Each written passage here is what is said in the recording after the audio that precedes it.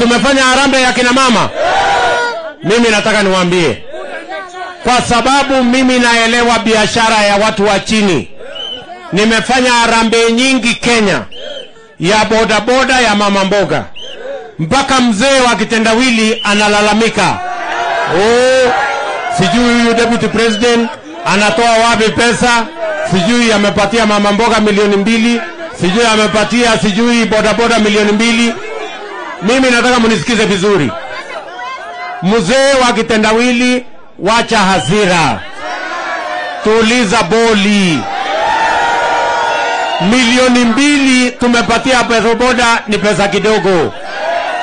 Mwaka huu tutachukua pesa ya serikali bilioni 50 tuweke kwa biashara ya hawa watu wa chini. Ama ni aje? Tunaelewana? Mimi sitakuwa nafanya harambee. Tutachukua pesa ya serikali tuinue biashara ya hawa watu wa chini, kwa sababu kazi ni kazi. Sijui kama tunaelewana.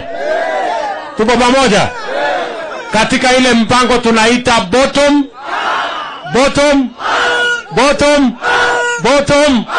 Wapo watu wa bottom hapo panione, watu wa bottom up.